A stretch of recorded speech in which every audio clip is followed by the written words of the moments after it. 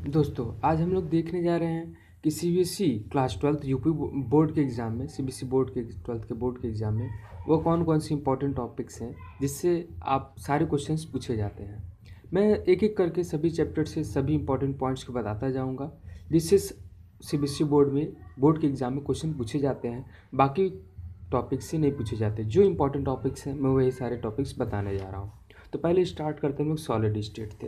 तो solid state में अगर आप देखोगे तो आपको मिलेगा कि यह एक फार्मूला जिसे डेंसिटी फार्मूला कहते हैं। इस डेंसिटी फार्मूला के बिहाफ पर कई क्वेश्चन एक न्यूमेरिकल पूछा जाता है अक्सर करके। वह एक न्यूमेरिकल में आपसे जेड की वैल्यू कभी कभी पूछ ली जाती है, कभी कभी ए की वैल्यू पूछ ली जाती है ना। ठीक है, डेंसिटी दी होती है, ये डेंसिटी है, डेंसिटी बराबर दिस, और इसके अब इसी में हेर फेर बदल करके वो किसी एक चीज़ की वैल्यू पूछी जाती है। ठीक है दोस्तों, अगला टॉपिक है आपका सॉलिड स्टेट में defects in solid crystals. Defects in solid crystals, solid crystals के डिफेक्ट्स। तो देखिए डिफेक्ट्स भी कई हैं, लेकिन मेनली आपसे फ्रिंकल डिफेक्ट के उसके एग्जाम्पल, स्कॉटकी डिफेक्ट और उसके example, metal axis defect and metal deficiency defect, 4 defects पूछे जाते हैं। ठीक है, और तीसरा क्वेश्चन यह बनता है difference between the crystalline and amorphous solids. तो आप देखोगे एनसीईआरटी की बुक में एक टेबल बना है जिसमें मतलब कि बिल्कुल अच्छे से क्रिस्टलाइन और एमार्फस के बीच में डिफरेंस दिया हुआ है पॉइंट वाइज। तो वो आप लोग अच्छे से तैयार कर लीजिए। आपके पास सॉलिड स्टेट से 3 टॉपिक हैं जहाँ से क्वेश्चन पूछे जाते हैं, density formula, solid defects and difference between crystalline and amorphous. और उसके अलावा कभी कभी एक आध क्वेश्चन पूछे जाते नहीं तो बाकी वो इतने ही पूछे जाते। फ्रेंकल डिफेक्ट और स्कॉटकी डिफेक्ट्स के एग्जाम्पल जरूर देख लीजिएगा आप लोग। अब आगे हम लोग बढ़ते हैं स्कॉटकी सॉल्यूशन में। सॉल्यूशन में आप देखोगे तो राउल्ट्स लॉ पूछा जाता है। राउल्ट्स लॉ का पॉजिटिव एंड नेगेटिव डेविएशन पूछा जाता है अक्सर। और इसका जो नेक्स्ट टॉपिक है वो है हेनरी लॉ। हेनरी लॉ में व्हाट इज हेनरी लॉ का डेफिनेशन और उसका एप्लीकेशन पूछा जाता है। ठीक है दोस्तों, और सॉलिड स्टेट से अगला क्वेश्चन है कोलिगेटिव प्रॉपर्टी। कोलिगेटिव प्रॉपर्टी 4 होती है। यही 4 कोलिगेटिव प्रॉपर्टी का एक डेरिवेशन होता है, फार्मूला आता है, उस फार्मूले के हिसाब से क्वेश्चन आते हैं। नहीं तो डायरेक्टली डिफाइन करने के लिए जाते हैं, ये इसका फार्मूला डिराइव करिए। ठीक है, तो कोलिगेटिव प्रॉपर्टी के चारों पॉइंट्स, चारों फार्मूला, सब पे एक एक फार्मूला आएगा, इस पे एक, इस पे एक, इस पे एक, इस पे एक, 4 फार्मूले बनते हैं। उन 4 फार्मूले पे एक एक क्वेश्चन पूछ लिए जाते हैं। कभी कभी किसी से भी एक पे एक क्वेश्चन पूछ लिया जाता है। अब आगे बढ़ते हैं इलेक्ट्रोकेमिस्ट्री। इलेक्ट्रोकेमिस्ट्री में नॉर्स इक्वेशन पे न्यूमेरिकल पूछे जाते हैं। डैनियल सेल, गैल्वेनिक सेल के ऊपर 1-2 क्वेश्चन पूछे जाते हैं, नहीं तो डेफिनेशन पूछ लिया जाता है। मोलर कंडक्टिविटी के ऊपर न्यूमेरिकल और कोलराउज लॉ, इसका डेफिनेशन और इसके फॉर्मूले पे न्यूमेरिकल आते हैं। ठीक है दोस्तों, इलेक्ट्रोकेमिस्ट्री जनरली न्यूमेरिकल ही आते हैं और न्यूमेरिकल आने के ही 4 टॉपिक्स है। इन्हीं चारों टॉपिक्स क्या होते हैं, न्यूमेरिकल आते हैं। नहीं तो फैराडे लॉ कभी कभी पूछ लिया जाता है। ठीक है, Faraday law, first law, second law Faraday का देख लेंगे, वो अच्छा होगा। अब अगले chapter chemical kinetics. Chemical kinetics में दोस्तों ऑर्डर और मॉलिक्यूलरिटी का डिफरेंस पूछा जाता है अक्सर बोर्ड के एग्जाम में। रेट कांस्टेंट किस पर डिपेंड करता है और उसकी यूनिट क्या है। तो रेट कांस्टेंट आप लोग देख लीजिए किस पर डिपेंड करता है, उसकी यूनिट क्या होती है। फर्स्ट ऑर्डर के लिए क्या यूनिट है रेट कांस्टेंट की, सेकंड ऑर्डर के लिए, फर्स्ट ऑर्डर के लिए क्या है, सेकंड ऑर्डर के लिए क्या है, जीरो ऑर्डर के लिए उसकी यूनिट क्या है, यह आप लोग देख लीजिएगा। ठीक है, और यह डिपेंड किस पे करता है, रेट कांस्टेंट डिपेंड किस पे करता है वो देख लीजिए। सेकंड है कि zero order first order reaction को डिराइव कैसे करते हैं, उसके ऊपर न्यूमेरिकल्स, एनसीईआरटी बुक्स के एक्सरसाइज के जो भी न्यूमेरिकल्स होंगे फर्स्ट ऑर्डर जीरो ऑर्डर पे, वह सारे न्यूमेरिकल्स आप देख लीजिएगा। और लास्ट बचता है कोलिजन थ्योरी। इससे हालांकि अक्सर क्वेश्चन पूछे नहीं जाते, लेकिन कभी कभी थ्रेशोल्ड फ्रीक्वेंसी वगैरह टॉपिक्स इसी के अंतर्गत आते हैं, तो उस पर क्वेश्चन कभी कभार पूछ लिए जाते हैं। अब आगे बढ़ते हैं लोग सरफेस केमिस्ट्री। सरफेस केमिस्ट्री में दोस्तों आपको एड्जॉर्प्शन और एब्जॉर्प्शन दोनों के बीच के डिफरेंस पूछे जाती है। नहीं तो फिजिजॉर्प्शन कीमिजॉर्प्शन के बीच के डिफरेंस, नहीं तो कभी कभी friendlies law, friendlies absorption isotherm पे एक फार्मूला बनता है यहाँ पे, वो फार्मूले पे न्यूमेरिकल पूछ लिया जाता है। ठीक है दोस्तों, application of adsorption and colloids, colloids और एड्जॉर्प्शन का एप्लीकेशन भी पूछा जाता है। यहाँ पे एप्लीकेशन क्या क्या है इन सभी चीज़ों का, तो आप देखोगे एनसीईआरटी बुक में, तो वहाँ पे एप्लीकेशन अच्छे से दिखा, डिटेल में पूरा दिया हुआ है, उसके ऊपर पढ़ लीजिए। और दोस्तों कोलाइड्स को प्रिपेयर कैसे करते हैं, यानी सरफेस केमिस्ट्री से 5 टॉपिक्स उठते हैं, एडजॉर्प्शन, एब्जॉर्प्शन के डिफरेंस, फिजिजॉर्प्शन, कीमिजॉर्प्शन के डिफरेंस, फ्रेंडलीज आइसोथर्म पे question, application of the colloids and adsorption and preparation of कोलैट्स।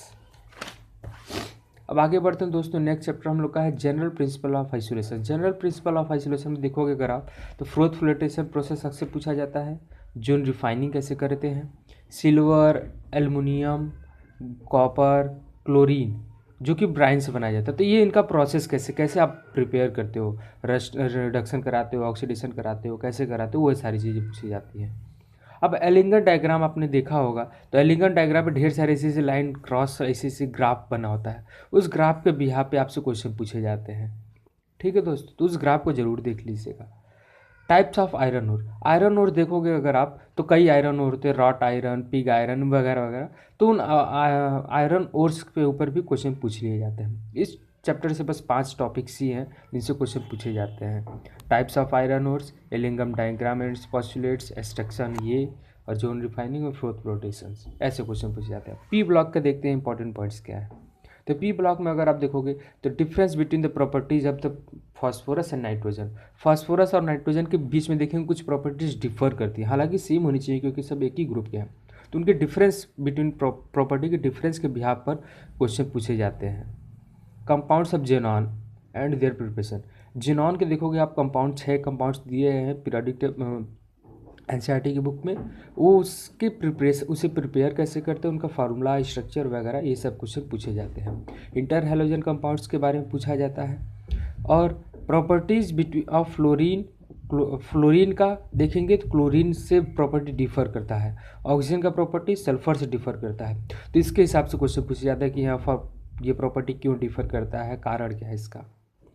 Acids of the phosphorus and sulphur, sulphur और फास्फोरस के देखोगे तो आप एनसीईआरटी बुक में ढेर सारे एसिड्स दिए गए हैं, उनके ऊपर क्या कर दिए जाते हैं, क्वेश्चन पूछे जाते हैं।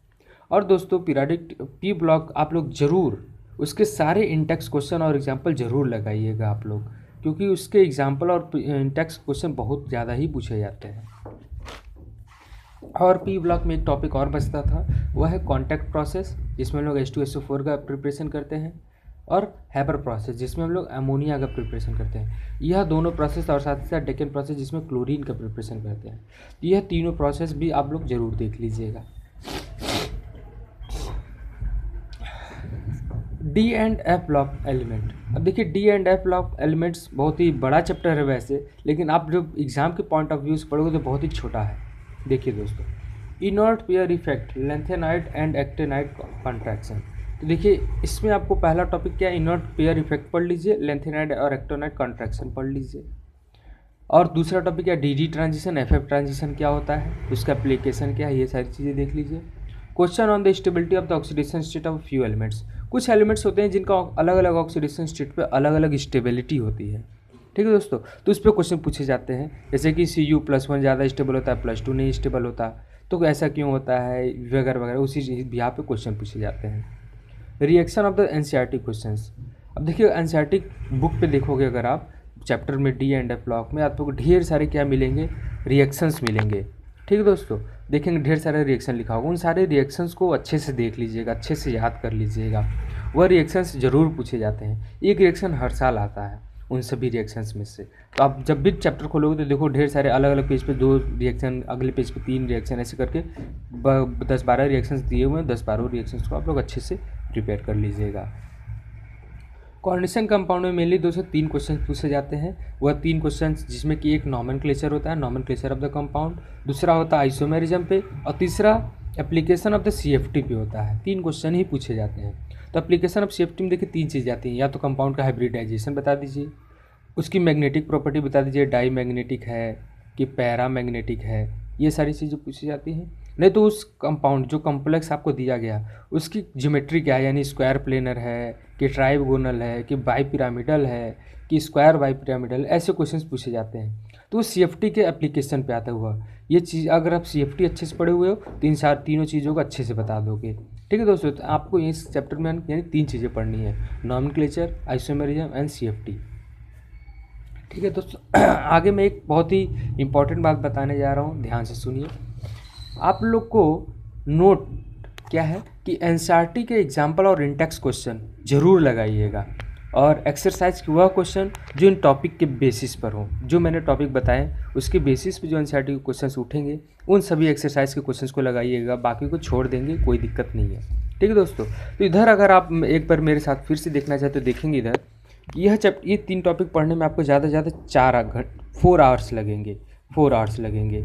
और इसको अगर आप देखोगे तो 3 आवर्स लगेंगे, ज़्यादा से ज़्यादा 2 आवर्स लगेंगे, क्योंकि आपको 3 ही टॉपिक्स पढ़ने ही है, 1 2, और ये तो बहुत छोटा टॉपिक है, तो 2 आवर्स में इसको कैलकुलेट कर लूँ कि 2 आवर्स लगेंगे। ऐसे देखोगे अगर आप पी ब्लॉक को इतने टॉपिक्स पढ़ने में आपको ज़्यादा से ज़्यादा 4, इसमें भी 3 आवर्स लग सकते हैं ज़्यादा से ज़्यादा। तो देखोगे ऐसे ही बहुत ही कम टॉपिक्स हैं, बहुत ही कम समय दे करके आप करीब इसको भी 2 घंटे ही ज़्यादा से ज़्यादा लगेंगे। इस टॉपिक को मान लो कि थोड़ा डिटेल में पढ़ना है तो 3 घंटे में मान ले रहा हूँ, और इस सॉल्यूशन को पढ़ने में आपको ज़्यादा से ज़्यादा 1.5 घंटे लग सकते हैं। 10 मिनट ये, 10 मिनट ये, फिर उसके बाद 40-45 मिनट मान लीजिए इस पर आप दे रहे हो, 50 मिनट 50 मिनट्स करीब, तो आपका 1.5 घंटे में करीब यह पूरा सॉल्यूशन चैप्टर तैयार हो जाएगा। साथ ही साथ इलेक्ट्रोकेमिस्ट्री अगर आप बात करो तो इलेक्ट्रोकेमिस्ट्री पे भी आपको 1 2 3 4 टॉपिक्स पे न्यूमेरिकल लगाने हैं। तो मैं 4 घंटे भी अगर इसको अज्यूम कर लूँ कि एक टॉपिक को आपने 1 घंटा दिया, हालांकि इतना ज़्यादा समय लगना नहीं है। और सॉलिड स्टेट की बात करो तो सॉलिड स्टेट में आपको बस डिफेक्ट पढ़ने हैं, डेंसिटी फॉर्मूला में न्यूमेरिकल लगाने हैं, इसके बीच का डिफरेंस, जिसमें किसमें आपको 10 मिनट ज़्यादा से ज़्यादा लगेंगे, इसमें भी मान लेते हैं आधे घंटे लगते हैं, आधे घंटे इसमें, तो आप करीब 1 घंटे के आसपास में आप ये पूरा चैप्टर तैयार कर लोगे। यानी कुल मिला जुला अगर आपको कुल केमिस्ट्री को अगर रिवाइज़ करना है, अब 24 घंटे के अंदर पूरी केमिस्ट्री को रिवाइज़ कर लोगे फर्स्ट बुक का। ठीक है दोस्तों, तो सेकंड बुक के लिए मेरे चैनल को सब्सक्राइब के लिए मैं सेकंड बुक का ऑर्गेनिक केमिस्ट्री के सारे इंपॉर्टेंट टॉपिक्स लेकर जल्द ही आऊँगा।